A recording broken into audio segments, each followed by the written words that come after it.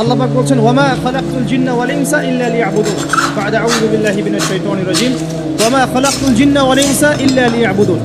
আল্লাহ পাক আপনাকে আমাকে প্রথম যে দায়িত্ব দিচ্ছেন সেটা হচ্ছে এই, আমি মুসলিম আমি নারী হই, পুরুষ হই, যুবক হই, যুবতী হই, যেই হই না, আল্লাহ পাক আমাকে বলছেন ওয়ামা খালাকতুল জিন্না ওয়াল ইনসা ইল্লা লিয়াবুদুন। দেখো, আমি জিন আর মানব জাতিকে শুধুমাত্র আমার ইবাদত করার জন্যই দুনিয়ায় পাঠিয়েছি, আর কোনো কারণ নাই। এই যে আল্লাহ পাক আমাদেরকে 60 বছর 70 বছর হায়াত দিয়েছেন, একটা কারণ, অনলি একটা, ইল্লা লিয়াবুদুন, যাতে আমরা আল্লাহর ইবাদত করতে পারি। আবার বোঝেন, আল্লাহ পাক আমাদেরকে দুনিয়াতে শুধু তার ইবাদত করতেই পাঠিয়েছেন। আল্লাহ পাক এখানে একটা পরীক্ষায় ফেল করেছি, হতাশ হয়ে আত্মহত্যা করতে পারেন নাই। আল্লাহ পাক এখানে একটা মেয়ের পিছনে ঘুরে জীবন নষ্ট করতে পারেন নাই। আল্লাহ পাক এখানে আমাদেরকে ধর্ষণের সেঞ্চুরি করতে পারেন নাই। আল্লাহ পাক এখানে আমাদেরকে অন্যায়ভাবে অন্যের সম্পদ আত্মসাৎ করতে পারেন নাই। মাদকের যে ভয়াল থাবা চলছে, এর মধ্যে নেশায় ভূত হয়ে যাওয়ার জন্য আল্লাহ পাক আমাদেরকে পাঠান। কি জন্য পাঠান? পলিটিক্যাল মারামারি করতে আল্লাহ পাঠান নাই আমাদেরকে। সোশ্যাল ক্ষমতার দ্বন্দ্বে লিপ্ত হওয়ার জন্য পাঠান নাই। মিলস, ইন্ডাস্ট্রিজ এন্ড ফ্যাক্টরিজের নেশায় ভূত হয়ে পরকাল ভুলে যাওয়ার জন্য আল্লাহ এখানে পাঠান নাই। আল্লাহ পাক একটা রিজনে পাঠিয়েছে, অনলি একটা। এবং এই দায়িত্বটা আল্লাহ পাক কিন্তু কড়াই গন্ডায় উসুল করে নেবেন আমাদের কাছে। ভাববেন না আল্লাহ পাক এই পুরো মহাবিশ্ব খেলার ছলে সৃষ্টি করেছেন, এমন নয়। আল্লাহ পাক বলছেন আমি এই মহাবিশ্বকে খেলার ছলে সৃষ্টি করি নাই। ওয়ামা খালাকতুল জিন্না ওয়াল ইনসা, বলেন, ইল্লা লিয়াবুদুন, আমি শুধুমাত্র এবং শুধুমাত্র আমার ইবাদত করার জন্য মানুষ আর জিনদেরকে সৃষ্টি করেছি।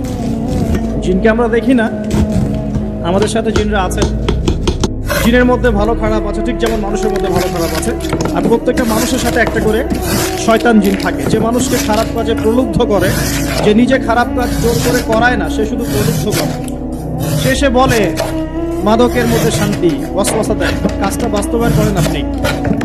সে বলে যে এটা তো ছেলে মেয়ের ফ্রেন্ড, বয়ফ্রেন্ড গার্লফ্রেন্ড কালচার, বন্ধুত্ব, এটা এমন কিছু নয়, জেনা করেন আপনি।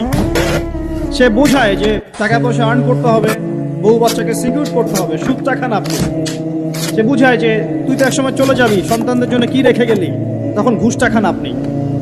সে বুঝায় যে অন্যের সম্পদ যদি আত্মসাৎও করি, শেষ বয়সে কাবা ঘরে গিয়ে হজ করে নিব, ব্যাস, দ্যাটস অল, আমার পুরো আমল নামা তৎপর হয়ে যাবে। এভাবে শয়তান ওয়াসওয়াসা দেয়, কিন্তু কাজটা করি আমরা। কোনো সময় আল্লাহ বা কোনো সময় শয়তান দাড়ি টুপি পাগড়ি যুব্বওয়ালা মানুষকেও নেক স্রোতে ধোকা দেয়। কোন স্রোতে?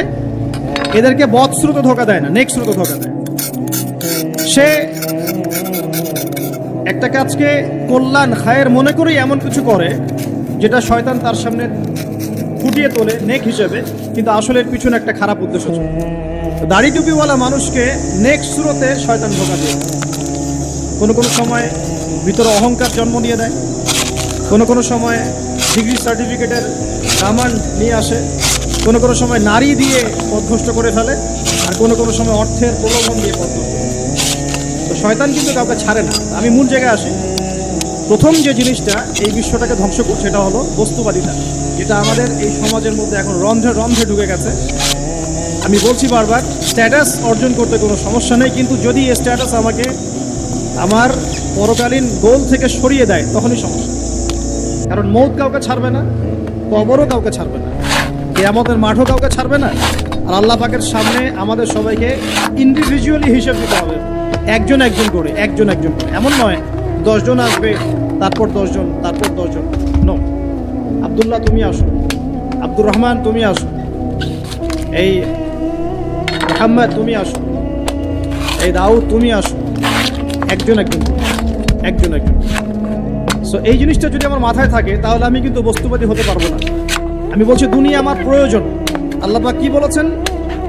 এই দুনিয়া হচ্ছে সিজনুল লিল মুমিন,